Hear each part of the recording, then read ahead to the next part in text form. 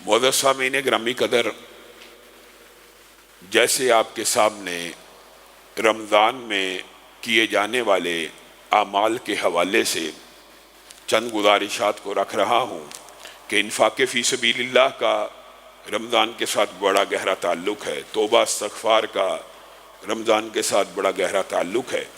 آج انشاءاللہ ہم اعمال میں سے نیکیوں کے ایک اور عمل کا ذکر کریں گے جس کا تعلق صرف رمضان سے ہی نہیں بلکہ اگر پوری زندگی کے اندر اس نیک عمل کو اختیار کیا جائے تو کوئی ایک مشکل، کوئی ایک مصیبت، کوئی ایک پریشانی ایسی نہیں جو رفع نہ ہو جائے۔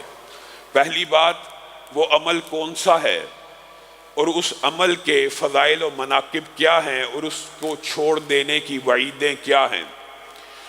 سنن ابن ماجہ میں حضرت ابو درداء کی ایک روایت موجود ہے کہ نبی کریم صلی اللہ علیہ وسلم نے ارشاد فرمایا، کیا میں تمہیں ایک ایسے عمل کی خبر نہ دوں کہ جو بہت پاکیزہ ہے، جو درجات کو بہت بلند کرنے والا ہے اور تمہارے رب کو بہت زیادہ محبوب اور پسندیدہ ہے، اور اس بات سے بہتر ہے کہ تم سونے اور چاندی کے پہاڑ خرچ کرو، اور اس بات سے بھی بہتر ہے کہ تم کافروں کی گردنوں کو کاٹو۔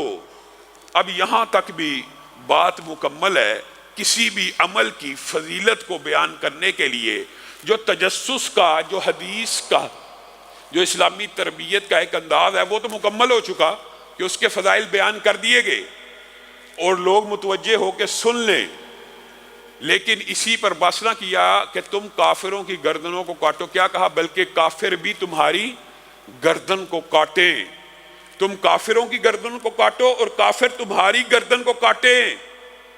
گویا اس بات کے اوپر حدیث نبوی نے مہر تصدیق کو ثبت کر دیا کہ یہ عمل حقیقت میں جہاد فی سبیل اللہ سے بھی بڑا ہے۔ صحابہ نے پوچھا، ایسا عمل اللہ کے رسول، آپ ایسا عمل تو ہمیں یقیناً بدیہی لازمی طور پہ بتلا دیجئے۔ تو رسول اللہ صلی اللہ علیہ وسلم نے 2 لفظوں میں بات کو مکمل کر دیا، کہا ذکر اللہ، اللہ کے ذکر سے اپنی زبان کو تر رکھنا ان تمام اعمال سے بہتر ہے۔ اللہ کے ذکر سے اپنی زبان کو تر رکھنا، ہر وقت معطر رکھنا۔ یہ زبان جہاں جھوٹ بولتی ہے، گالی دیتی ہے، لعن طعن کرتی ہے، حرام کمائی کے سلسلے بناتی ہے، اس زبان یہ برائیوں کی جڑ بھی ہے۔ دنیا کے سب سے بڑے گناہ اسی سے ہوتے ہیں، تو دنیا کی سب سے بڑی نیکی بھی اسی زبان سے ہو سکتی ہے۔ کتنی بڑی نیکی! اللہ کا شکر ہے کہ ہم اللہ ہی کی توفیق ہے، لیکن اللہ کا احسان بھی ہے اور اللہ کا شکر بھی ہے، ہم سب اس وقت اللہ کے گھروں میں سے ایک گھر میں بیٹھے ہیں، اور اللہ کے گھروں میں جب بندہ مومن اور مسلم بیٹھ جاتا ہے کس کام کے لیے؟ اللہ کے ذکر کو بلند کرنے کے لیے۔ میں اور آپ آئے کس لیے ہیں؟ میں کچھ اللہ رب العزت اور رسول اللہ صلی اللہ علیہ وسلم کی باتیں آپ کو بتلاؤں اور آپ یہ باتیں سنیں، گویا رب کے ذکر کے لیے اس مجلس میں یہ قائم حلقات آپ کے لیے اور میرے لیے خوشبری کا باعث ہے۔ کس لیے؟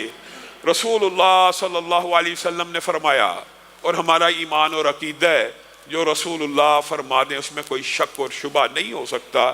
رسول اللہ صلی اللہ علیہ وسلم نے فرمایا، جب کسی مسجد میں، اللہ کے گھروں میں ذکر کے لیے لوگ جمع ہو جاتے ہیں، میرے ذکر کے لیے، میری بات سننے کے لیے، بات نصیحت کے لیے، تبلیغ دین کے لیے، سمجھنے سمجھانے کے لیے، تو آسمان سے ان کے لیے فرشتوں کا نزول ہوتا ہے۔ میرے بھائیوں، حدیثیں آپ نے شاید پہلے بھی سنی ہو لیکن غور نہیں کیا۔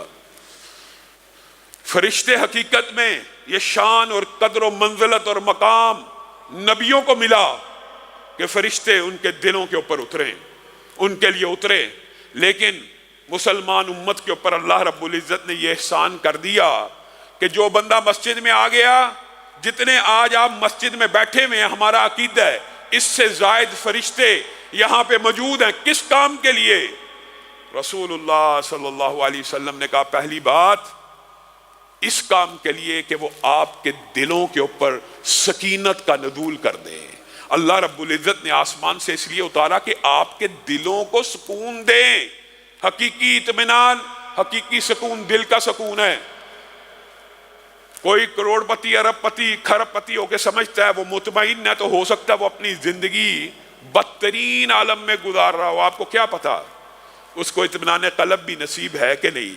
فرشتے ان مجلسوں کو اپنی پروں سے گھیر لیتے ہیں اور مومن دلوں کے اوپر سکینت کا نزول کرتے ہیں، اور انسان کا دل مطمئن ہو جاتا ہے، غموں سے پاک ہو جاتا ہے۔ کئی مرتبہ انسان ان مجلسوں میں ہزاروں نہیں، کروڑوں نہیں، اربوں گناہ لے کے آتا ہے، لیکن جب اس مجلس سے جا رہا ہوتا ہے اس کے نامہ اعمال میں ایک گناہ بھی باقی نہیں رہتا۔ نبی کریم صلی اللہ علیہ وسلم نے ارشاد فرمایا، جب تم جنت کے باغیچوں میں پھرا کرو تو خوب سیر ہو کے کھا لیا کرو۔ جنت کے باغیچے کیا ہیں اللہ کے رسول؟ نبی کریم صلی اللہ علیہ وسلم نے فرمایا وہ ذکر کے حلقات، وہ مساجد کے دروس، وہ مسجدوں کی مجلسیں۔ اللہ کے فضل و کرم سے اللہ اس مجلس کو بھی اس مجلس میں شامل فرما۔ ان مجلسوں میں سے خوب کھا پی لیا کرو، اللہ رب العزت کا خوب ذکر کر لیا کرو۔ اللہ کا ذکر کرنے سے ملے گا کیا؟ جو اللہ رب العزت نے اس بارے میں ٹریڈنگ کی ہے، جیسے انفاق فی سبیل اللہ کی ٹریڈنگ آپ کے سامنے رکھی، دیں اللہ کو ایک دیں، اللہ ہو سکتا ہے 700 کرے، اللہ ہو سکتا ہے 1,00,000 کرے، اللہ ہو سکتا ہے 2,00,000 کرے، اللہ کی مرضی ہے۔ اسی طرح یہ جو اللہ تعالیٰ نے ذکر اللہ کی ٹریڈنگ کی ہے، یہ بھی بڑی عجیب ہے۔ آپ ان حلقات میں، ان مسجدوں کو اللہ کے ذکر سے معطر کر دیں، اللہ کیا کرے گا؟ بدلے میں ہمیں کیا ملے گا؟ آپ ایک بات کے اوپر ذرا غور کرنا، علاقے کا M N A, S H O, S P آپ کا ذکر کرتا ہو اپنی مجلس میں، فلاں میرا دوست ہے، وہ آئے گا، اس کا کام کر دینا۔ ایم این اے کے وہ میرا ووٹر ہے، بڑا اچھا سپورٹر ہے، آپ کتنا خوش ہوں گے؟ اگر وزیر اعلیٰ کہے کتنا خوش ہوں گے؟ اور اگر وزیر اعظم یا صدر کہہ دے آپ کی خوشی کا کوئی ٹھکانہ نہ ہوگا۔ اور اگر امریکہ کا پریزیڈنٹ جو بائیڈن اپنی مجلس میں کہے فلاں ابن فلاں میرا دوست ہے، یا فلاں بندے کا ذکر اپنی مجلس میں کرے سب کے سامنے، آپ کی خوشی کا کیا ٹھکانہ ہوگا؟ اللہ رب العزت نے اس ٹریڈنگ کو سمجھانے کے لیے قرآن پاک میں ایک آیت کو نازل کیا، فَاذْكُرُونِي أَذْكُرْكُمْ، تم میرا ذکر ان مجلسوں میں کر کے دیکھو تو صحیح، عام مجلس میں بغیر مجلس کے تم میرا ذکر کر کے دیکھو تو صحیح، میں رب عرش کی بلندیوں پہ تمہارا ذکر کرنا شروع کر دوں گا۔ تم میرا ذکر کرو، میں تمہارا ذکر کرتا ہوں۔ بتائیے، یہ قدر و منزلت اور فضیلت کے اعتبار سے اکیلی یہی آیت بھی انسان کے لیے کافی ہے، لیکن نبی کریم صلی اللہ علیہ وسلم نے سمجھانے میں کوئی کسر نہ چھوڑی کہ کوئی ابہام نہ رہ جائے۔ میں بندے کے گمان کے مطابق ہوں، اللہ رب العزت کا فرمان ہے، میں بندے کے گمان کے مطابق ہوں۔ جب وہ مجھے اپنے جی میں یاد کرتا ہے، میں بھی اس کو اپنے جی میں یاد کرتا ہوں۔ جب وہ مجھے اعلانیہ یاد کرتا ہے یا مجلس میں یاد کرتا ہے تو میں بھی اسے اعلانیہ یاد کرتا ہوں، رب کہہ رہا ہے، اور میں بھی اسے مجلس میں یاد کرتا ہوں، اور ایسی مجلس میں یاد کرتا ہوں جو میرے بندے کی مجلس سے بہتر ہے۔ بتائیے اللہ کی مجلس کیا ہے؟ فرشتوں کی، مقرب ملائکہ کی۔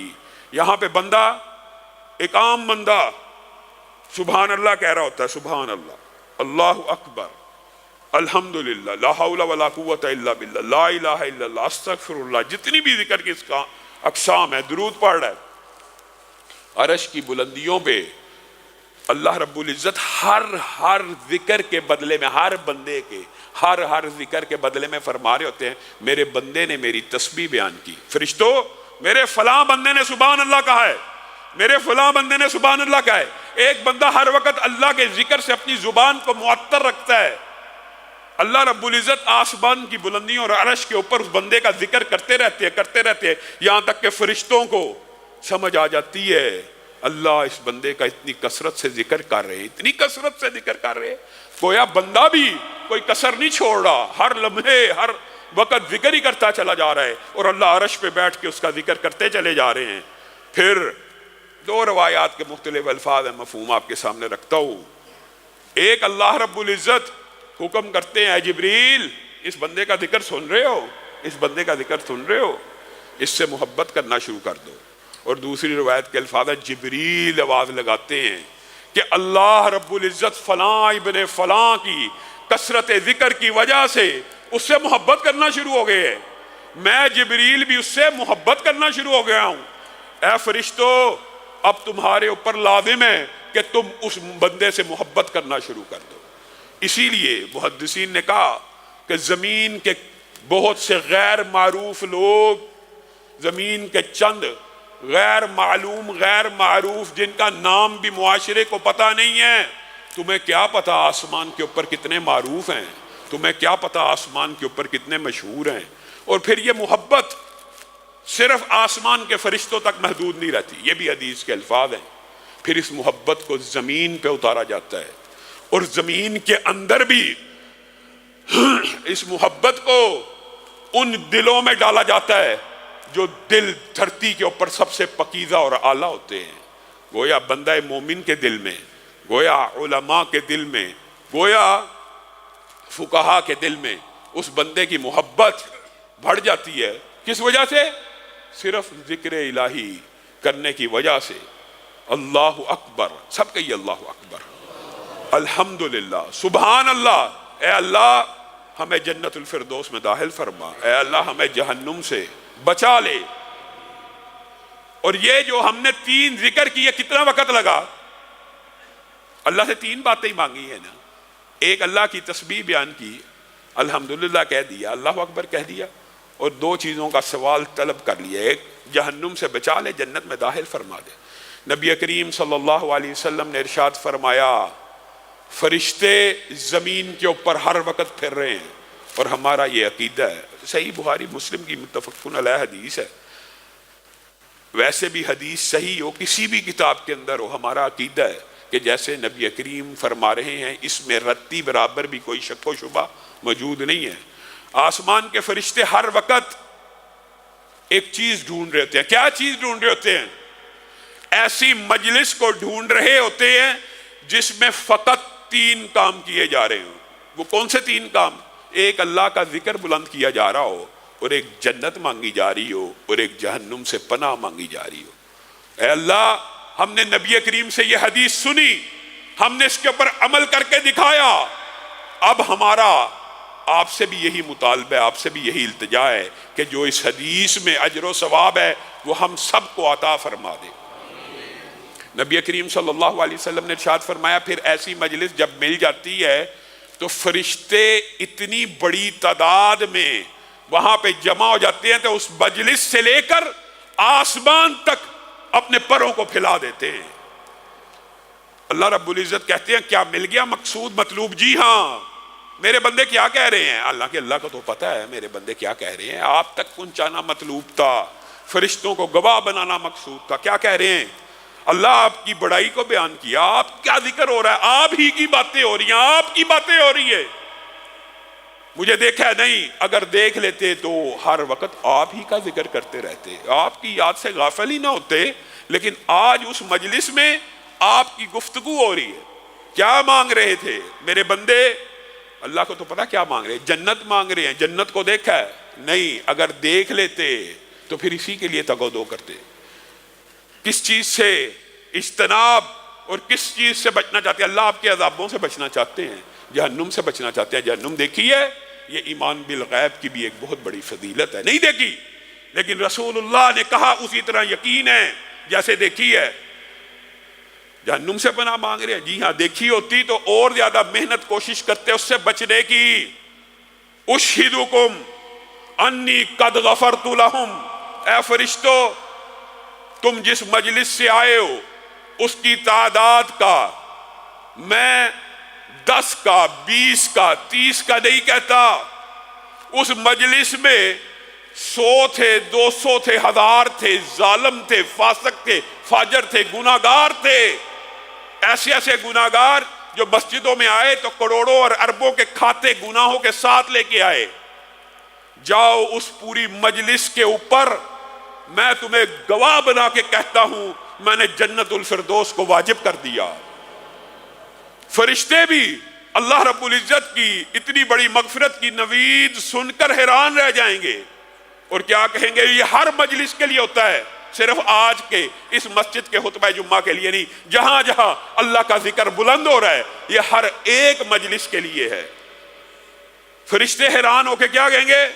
اللہ فلان لیس منہم انما جاء لحاجہ، اللہ تو نے اس مجلس کے ہزاروں لاکھوں کو معاف کر دیا، ایک بندہ تو اس مجلس میں شرکت کی نیت سے ہی نہیں تھا آیا۔ مثلا وہ تو مسجد میں پنکھے ٹھیک کرنے آیا تھا، وہ تو مسجد کے دیگر امور سر انجام دینے کے لیے آیا تھا، افطاری کی تیاری کے لیے کوئی سامان دینے کے لیے آیا، کوئی خواب روب ہے صفائی کرنے کے لیے آیا ہے، کوئی سینٹری کو دیکھ رہا ہے، کوئی لکڑی کا کام کر رہا ہے، کوئی اپنے اللہ فلان تو اس مجلس میں شامل ہونے کی نیت سے آئی نہیں، وہ تو وہاں سے گزر رہا ہے، وہ اپنے کام کاج کرنے کے لیے صرف آیا ہے۔ اللہ رب العزت جواب میں کیا کہیں گے؟ ہم الجلساء لا یشقی جلیسہم، یہ ایسی بابرکت مجلس ہے کہ اس کے ساتھ سے گزرنے والے کو بھی اللہ نے معاف کر دیا۔ میں اور آپ اللہ کے ذکر سے غافل ہیں، میں اور آپ اللہ کے ذکر کو بہت چھوٹی عبادت سمجھتے ہیں۔ اللہ کی قسم شیطان پہلا تالا نیکیوں کے اوپر جو پہلا کفل لگتا ہے وہ کہاں لگتا ہے؟ زبان پہ۔ عام فہم بات ہے، نیکیوں کے کفل کی، نیکیوں کے ختم کرنے کی ابتدا شیطان کہاں سے لگاتا ہے؟ زبان سے، کہ زبان سے رب کا ذکر کرنا چھوڑ دے، اس کو ایسا مشغول کرو، حالانکہ بندہ جتنا مرضی مشغول ہو، عقل کے اوپر کیسے پردے ہیں۔ مسجد کے اندر آ رہا ہے مشغول ہے، رستے میں ذکر نہیں کر سکتا، کاروبار کے لیے جا رہا ہے رستے میں ذکر نہیں کر سکتا، پراپرٹی کے دفتر پہ بیٹھا ہے رستے میں ذکر نہیں کر سکتا، دکان جنرل سٹور کے اوپر بیٹھا ہے اس دکان کے اوپر بیٹھے ہوئے ذکر نہیں کر سکتا، حتیٰ کہ آپ پورا دن پراپرٹی کے دکان کے اندر بیٹھ کے بھی ہر وقت اللہ کا ذکر کر سکتے ہیں۔ گاہک آئے کچھ دیر کے لیے خاموش ہو جائیے۔ اسی لیے بات آئی ہے ضمنی طور پہ تو میرے ذہن میں یہ بات آ گئی، حضرت ایوب نے بھی اللہ کو یہی کہا تھا نا، اللہ 16 سال 18 سال 10 سال اذیت کو، بیماری کو، ہر چیز کو سہ لیا، اللہ بیماری زبان پہ آنا چاہتی ہے، اسی زبان کی وجہ سے آپ کا ذکر کرتا رہتا ہوں، یہ زبان معطر رہتی ہے، اللہ نہیں اس زبان کو بند نہ کروانا۔ اب میں آپ سے دعا کرتا ہوں اللہ اگر یہ بیماری زبان پہ بھی چڑھنا چاہتی ہے تو مجھے شفا دے دے۔ صبر کیا، سالوں صبر کیا، میں اور آپ زبان تندرست ہے، زبان ٹھیک ہے، بدن صحیح ہے۔ وہ نبی اور پیغمبر بھی کرب سے چیخ اٹھے کہ زبان کے اوپر اس بیماری کو طاری نہ کرنا، میں تیرے ذکر سے کہیں محروم نہ رہ جاؤں۔ اور میں اور آپ صحیح تندرست زبانوں کے ساتھ اللہ رب العزت کا کتنا کو ذکر کر رہے ہیں اپنے رب کو۔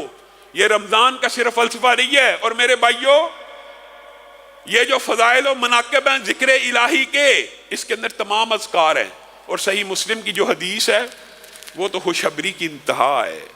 حضرت امیر معاویہ کی یہ حدیث ہے رضی اللہ تعالیٰ عنہ، اور یہ حدیث اس صحابی جلیل کی ہے کہ جس کے بارے میں بعض ہردہ سرائی کرنے والے ہردہ سرائی کرتے ہیں۔ اس صحابی جلیل کی مجلس کے بارے میں اللہ کیا کہتے ہیں؟ رسول اللہ صلی اللہ علیہ وسلم باہر نکلے، حضرت امیر معاویہ وہاں پہ موجود ہیں، پوچھتے ہیں کیا کر رہے تھے؟ اللہ کا ذکر کر رہے تھے، اللہ کی نعمتوں کو یاد کر رہے تھے، آپ کی باسط، آپ کی سیرت، آپ کی آمد کا تذکرہ کر رہے تھے کہ آپ کو اللہ نے مبعوث فرمایا، ہمارے اوپر رحمتوں کا نزول فرمایا۔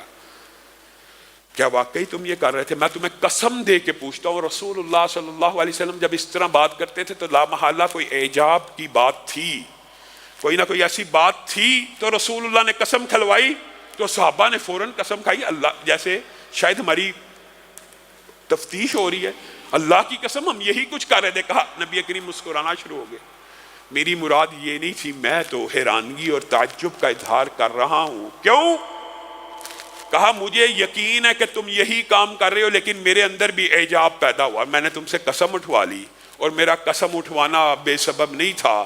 آسمان سے جبریل امین میرے پاس ابھی آئے تھے اور آ کے کہہ رہے تھے یہ جو باہر صحابہ کی مجلس لگی ہے، اللہ رب العزت اس مجلس کے بارے میں اپنے فرشتوں کے ہمراہ اس مجلس کے اوپر فخر فرما رہے ہیں.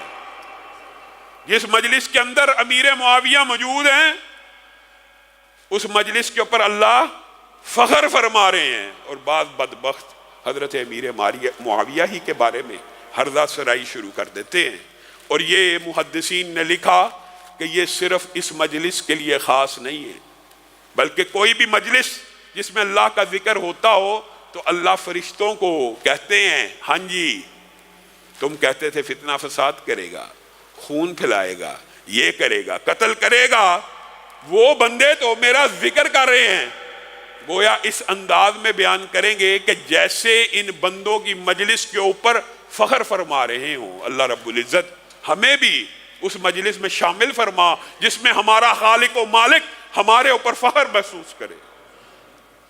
اور میرے بھائیوں، حقیقت میں ذکر کی جملہ اقسام میں سے حقیقت یہی ہے، بنیادی طور پہ شہر رمضان الذی انزل فیہ القرآن، یہ جو حقیقت ہے وہ یہ ہے کہ پوری کی پوری دنیا میں عربی زبان کو زبانوں کا بادشاہ یا زبانوں کی ملکہ کیوں قرار دیا گیا؟ کیونکہ اس زبان میں کلام حمید کو اللہ رب العزت نے نازل فرمایا. پوری دنیا کے اندر مکہ کو ام القریٰ کیوں کہا گیا؟ بستیوں کی بھی ماں ہے. سب سے مقدس کون سی جگہ ہے؟ مکہ ہے. کس لیے؟ وہاں قرآن نازل ہوا. نبی کریم صلی اللہ علیہ وسلم کو سید ولد آدم، افضل الانبیاء، سب سے بڑے مرتبے والا رسول اور پیغمبر کیوں کہا گیا؟ کیونکہ ان کے قلب اطہر پہ اللہ رب العزت نے اس کتاب حمید کو نازل فرمایا. اور شہر رمضان، اس مہینے کو سارے مہینوں کا سردار کیوں کہا گیا؟ اس مہینے میں اللہ رب العزت نے قرآن نازل فرمایا. انا انزلناہ فی لیلۃ القدر وما ادراک ما لیلۃ القدر لیلۃ القدر خیر من الف شہر. ایک رات 1000 مہینوں سے بہتر کیوں ہوئی؟ کیونکہ اس رات میں قرآن پاک کو نازل فرمایا گیا. تو یہ جتنی برکتیں ہیں مسلمان امت کے اوپر اس مہینے کے اوپر، اس لیلۃ القدر کی رات کے اوپر، تنزل الملائکۃ والروح، یہ کتنی عظمت کی بات ہے. پہلے آپ کے سامنے حدیث رکھی کہ فرشتے اترتے ہیں، اور اس آیت میں تو اللہ رب العزت نے کیا کہا؟ صرف فرشتے نہیں اترتے، آسمان سے جبریل امین کا بھی نزول ہوتا ہے اس رات کو. یہ کتنی بڑی خوشخبری کی بات ہے. جبریل امین کو جب رسول اللہ دنیا سے چلے گئے تھے تو ماں فاطمہ نے، بیٹی فاطمہ نے یہ بھی کہا تھا کہ جبریل کو خبر دو کہ رسول اللہ دنیا میں نہیں رہے، آج کے بعد کس کے قلب اطہر پہ اترے گا؟ وہ جبریل جو نبیوں اور پیغمبروں کے لیے اترتا تھا وہ سال میں ایک رات مومنوں کی تسلی اور تشفی کے لیے بھی اترتا ہے، اور وہ رات وہی ہے جس میں قرآن پاک نازل ہوا. اور مومنوں کے دلوں کے اوپر بھی فرشتے سکینت کا نزول کرتے ہیں. گویا یہ فضائل اور مناقب اس مہینے کے حقیقت میں ایک تو ذکر اللہ ہے، اور ذکر اللہ کی سب سے اعلیٰ قسم کلام اللہ ہے. اور کلام اللہ کو میں نے اور آپ نے کیا سمجھا؟ وَلَوْ أَنَّ قُرْآنًا سُيِّرَتْ بِهِ الْجِبَالُ أَوْ قُطِّعَتْ بِهِ الْأَرْضُ أَوْ كُلِّمَ بِهِ الْمَوْتَى. اللہ کہہ رہا ہے، کوئی مولوی نہیں کہہ رہا. رب وہ ہے جس کے 2 حرف سے جو چاہے بنا دے. 2 حرف. کون؟ بس جو چاہے بنا دے. لیکن آپ کو اور میرے احسان ہی ہے، اللہ کی رحمت ہی ہے. اللہ تعالیٰ نے 2 حرف نازل کیے. یہ سینکڑوں ہزاروں حروف کو آپ کی اور میری ہدایت کے لیے، آپ کے اور میرے ثواب کے لیے، آپ کے اور میری شفا کے لیے نازل فرما دیا. وَلَوْ أَنَّ قُرْآنًا سُيِّرَتْ بِهِ الْجِبَالُ أَوْ قُطِّعَتْ بِهِ الْأَرْضُ أَوْ كُلِّمَ بِهِ الْمَوْتَى. اللہ کہہ رہا ہے اگر دنیا میں کوئی کلام ایسا ہو کہ پہاڑ چلنا شروع کر دیں، زمین پھٹ جائے، مردے زندہ ہو جائیں، تو دنیا میں ایک ہی کلام ہے، وہ کلام اللہ ہے، اور وہ قرآن پاک ہے کہ جس سے مردے بھی زندہ ہو سکتے ہیں اور پہاڑ بھی چل سکتے ہیں. البتہ اللہ رب العزت کی کچھ سنتیں ہیں جو تبدیل نہیں ہوتی، لیکن اللہ نے سمجھا دیا. لو کان البحر مدادا لکلمات ربی لنفد البحر قبل ان تنفد کلمات ربی ولو جئنا بمثلہ مددا. تم نے کلام اللہ کو کیا سمجھا؟ جس کلام کے 2 حرفوں سے کائنات کی ہر چیز تخلیق میں آتی ہے، تم اسی سے اعراض برتی بیٹھے ہو۔ اللہ کے کلمات کی عظمت اتنی ہے، اللہ تعالیٰ کہہ رہے ہیں لَوْ كَانَ الْبَحْرُ مِدَادًا لِكَلِمَاتِ رَبِّي، اگر 7 سمندر سیاہی بن جائیں اور 7 زمینوں کے درخت قلم بن جائیں، اللہ رب العزت اتنے قدیم اور ازلی ہیں، ان کے کلمات کو لکھنا شروع کریں، ان کے کلمات کی عظمت کو لکھنا شروع کریں، ان کی کلمات کی تعداد کو لکھنا شروع کریں، ان کے کلمات کا احاطہ یہ 7 سمندروں کی سیاہی بھی نہیں کر سکتی حقیقت میں۔ وَلَوْ جِئْنَا بِمِثْلِهِ مَدَدًا، صرف 7 سمندر نہیں، اتنے ہی سمندر سیاہی کے اور لے آؤ، اتنے ہی درخت قلموں کے اور لے آؤ، اس کلام کی عظمت کو نہ رقم کر سکتے ہو، نہ کلام اللہ کو احاطہ تحریر میں لا سکتے ہو۔ اسی لیے رسول اللہ صلی اللہ علیہ وسلم نے فرمایا تھا بڑی مضبوط پناہ میں وہ شخص آ گیا جس نے کیا کہا، اعوذ بکلمات اللہ التامات من شر ما خلق، میں پناہ میں آتا ہوں اللہ کے جمیع کلمات کے۔ اور اسی لیے رسول اللہ صلی اللہ علیہ وسلم نے فرمایا جو شخص 3 مرتبہ یہ کلمہ کہہ دے، ہمارا عقیدہ ہے، ہمارا ایمان ہے، جس جگہ پہ داخل ہو وہاں سے نکلتے تک اس کو کوئی چیز نقصان نہیں پہنچا سکتی۔ اور لو انزلنا هذا القرآن على جبل لرأيته خاشعا متصدعا من خشیۃ اللہ، ہمیں اللہ تعالیٰ مثالیں دے دے کے سمجھا رہا ہے، یہ قرآن اگر میں نے کسی سنگلاخ پہاڑ کے اوپر بھی نازل کیا ہوتا تو تم دیکھ لیتے کہ وہ پہاڑ اللہ کے خوف سے کپ کپا رہا ہے۔ اور یہ تلک الامثال نضربها للناس لعلهم یتفکرون، کہ شاید سوچ لیں، یہ آیت سن کے کچھ غور و فکر ہی کر لیں کہ یہ قرآن اگر پہاڑ کے اوپر بھی نازل ہوتا تو وہ اللہ کے خوف سے کب کبا جاتا۔ ثم قست قلوبکم من بعد ذلک فہی کالحجارہ، تم نے اپنے دلوں کو کیسا بنا لیا کہ پتھر ہو گئے۔ وَإِنَّ مِنَ الْحِجَارَةِ لَمَا يَتَفَجَّرُ مِنْهُ الْأَنْهَارُ، اور پتھروں میں سے بھی چشمے تو پھوٹ جاتے ہیں، اور پتھر بھی اللہ کے خوف سے گر پڑتے ہیں۔ تمہارے دلوں کا ابھی وہ وقت نہیں آیا کہ اللہ کے خوف سے کب کپا جائیں، اللہ کے کلام کی عظمت کو سمجھ لیں۔ آپ کو یہ عظمت اللہ تعالیٰ نے جگہ جگہ سمجھائی ہے، اِنَّا عَرَضْنَا الْأَمَانَةَ عَلَى السَّمَاوَاتِ وَالْأَرْضِ وَالْجِبَالِ فَأَبَيْنَ أَن يَحْمِلْنَهَا وَأَشْفَقْنَ مِنْهَا وَحَمَلَهَا الْإِنسَانُ إِنَّهُ كَانَ ظَلُومًا جَهُولًا۔ اللہ تعالیٰ نے بھی سمجھانے میں کوئی کسر نہیں چھوڑی۔ یہ کلام اللہ، یہ امانت خداوندی اللہ رب العزت نے کائنات کی ہر چیز کے اوپر پیش کی تھی، کسی نے اس کو نہ اٹھایا اور بچ گئے۔ انسان نے آگے بڑھ کے اس کو قبول کیا۔ یہ ایسا جاہل ہے، یہ ایسا ظالم ہے کہ قبول کر لینے کے بعد گمراہ ہوتا پھر رہا ہے۔ قبول تو کر لیا، دنیا میں کوئی ایک انسان ایسا بتلا دیجئے آج دھرتی کے اوپر، چاہے مسلم ہو غیر مسلم ہو، سب کو پتہ ہے ایک کتاب آسمان سے آئی ہے، تحقیق کریں، پہنچیں، حقیقت تک پہنچیں، تو آج تک تغیر و تبدل سے پاک ہے۔ امانت تو وصول کر لی لیکن امانت کا حق تو ادا نہ کیا۔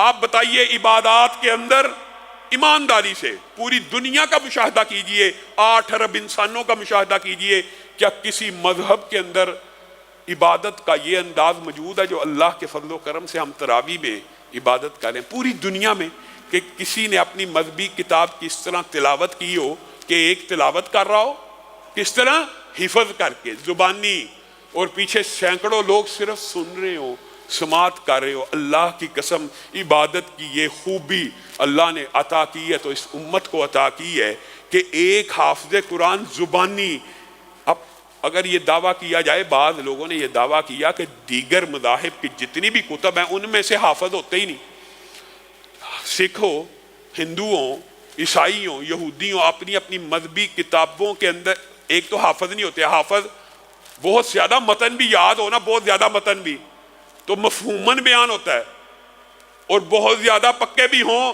تو اس کی تلاوت کا یہ انداز نہیں ہے جو مسلمانوں کی تلاوت کا انداز ہے۔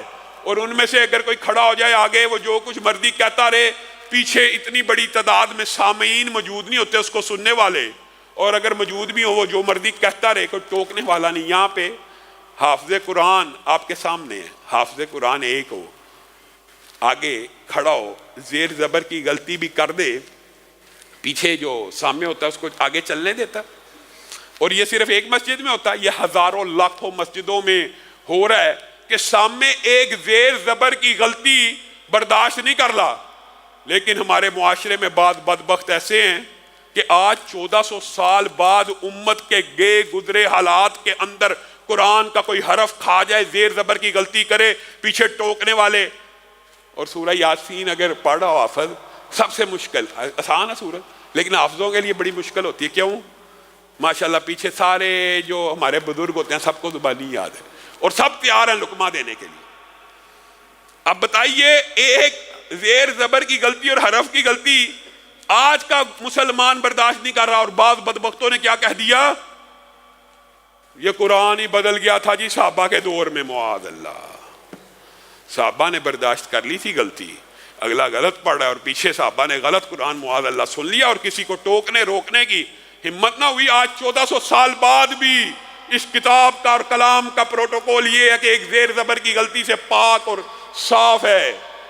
اور فضائل و مناقب تو اس قدر زیادہ ہیں کہ رسول اللہ صلی اللہ علیہ وسلم کے دور ہی کے اندر ایک شخص سورۃ کہف پڑھ رہا تھا تو اس کا گھوڑا بدکنا شروع ہو گیا.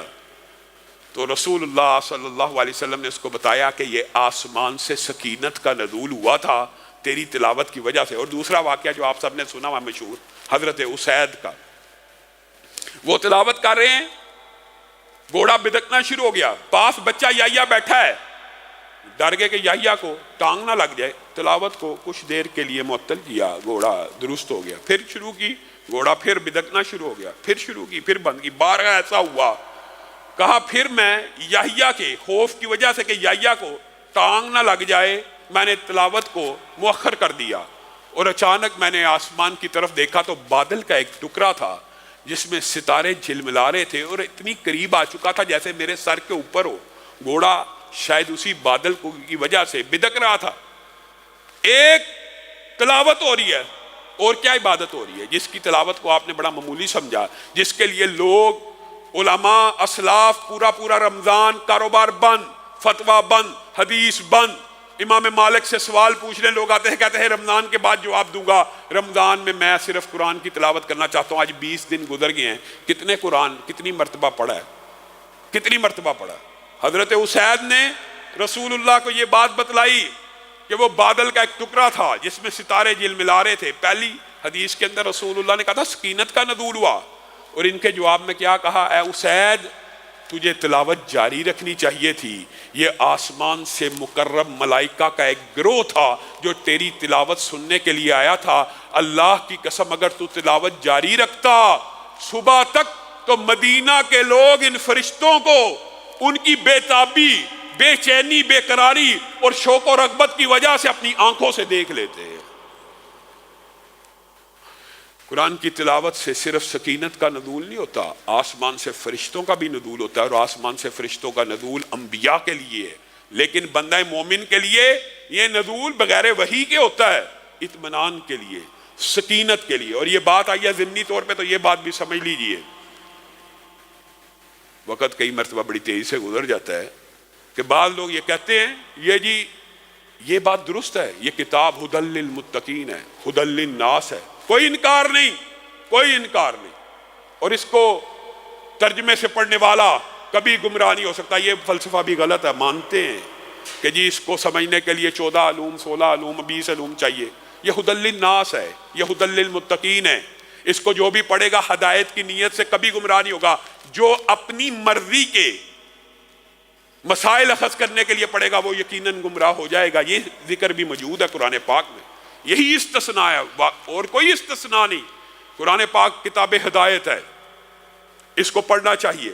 اس کو براہ راست ترجمہ کرنے کے لیے تو 14 علوم کی ڈاکٹر اسد اللہ صاحب اکثر کہا کرتے ہیں ترجمہ کسی نے کرنا ہو اس کو تو 14 علوم کی ضرورت ہو سکتی ہے. جس نے صرف پڑھنا ہو اس کو تو صرف اردو زبان ہی آنی چاہیے نا، عام فہم بات ہے. جس نے صرف ترجمہ ہی پڑھنا ہے، جس نے ترجمہ کرنا ہے اس کے لیے تو ضرورت ہے کہ اس کو علوم آئیں. جس نے صرف پڑھنا ہے ترجمہ اس کو صرف اردو ترجمہ آنے کی ضرورت ہے. یہ آپ کو واقعی مغالطہ ڈالا ہوا ہے، وسوسہ ڈالا ہوا ہے. اس سے دوری کا ایک وجہ یہ ہے اس کو نہ پڑھو، براہ راست نہ پڑھو، گمراہ ہو جاؤ گے. سیدھا کیوں نہ پڑھے؟ یہ بھی بات درست ہے، لیکن یہ بات بھی سمجھنے کی ہے، کیا یہ صرف کتاب ہدایت ہے؟ وَنُنَزِّلُ مِنَ الْقُرْآنِ مَا هُوَ شِفَاءٌ وَرَحْمَةٌ لِّلْمُؤْمِنِينَ۔ یہ قرآن صرف کتاب ہدایت نہیں ہے، صرف ہدی للناس نہیں ہے، یہ کتاب شفا بھی ہے۔ کتاب شفا وہ کیسے؟ بیمار ہوتا ہوں تو سب سے پہلے تو پونسٹون کا، پیناڈول کا، ڈاکٹر کا خیال آتا ہے، ہاں یہ تیرے اور میرے ایمان کی وجہ سے ہے، ورنہ اسلاف کو، ابن قیم کو خانہ کعبہ کے اندر شدید بیماریاں بھی لگیں تو کسی حکیم اور ڈاکٹر کا خیال نہ آیا، کس کا آیا؟ سورۃ فاتحہ کا آیا۔ میں اور آپ بیمار ہوں، ہمیں خیال ڈاکٹر کا نہ آئے، پہلے قرآن کا آئے تو ہمارا ایمان اچھا ہے۔ اور تیسری بات، کیا صرف کتاب شفا ہے، کتاب ثواب نہیں ہے؟ یہ بھی بات حقیقت ہے، یہ کتاب مردوں کو بخشوانے کے لیے نہیں، زندوں کو بخشوانے کے لیے آئی تھی، اور ہم نے اس سے صرف مردے بخشوانے کا کام لیا۔ لیکن کیا یہ کتاب ثواب نہیں ہے؟ یہ مغالطہ بھی ان سکالرز آف ڈالرز کا دور ہونا چاہیے۔ میرے بھائیوں، ایک عام فہم دلیل، ایک ہی دلیل کافی ہے، وقت تیزی سے گزر رہا ہے، یہاں پہ اپنی بات کو ختم کروں گا۔ ایک دلیل، رسول اللہ صلی اللہ علیہ وسلم نے اس کتاب کو کتاب ثواب ہونے کی ایک بیان دلیل بیان فرمائی ہے، وہ کیا ہے؟ کہ ہر حرف کے اوپر کتنی نیکی ہیں؟ 10۔ اور الف لام میم رسول اللہ نے کیا کہا کتنے حرف ہیں؟ 3۔ اور اس کی نیکیاں کتنی ہیں؟ الف لام میم کا ترجمہ، الف لام میم کی ٹرانسلیشن، الف لام میم کا فہم، الف لام میم کا ادراک۔ جائیے پوری دنیا میں سے ایک بندہ بتا دیجئے جس کو اس کا مطلب بھی آتا ہو۔ گویا مطلب کے بغیر پڑھنے کا بھی ثواب موجود ہے۔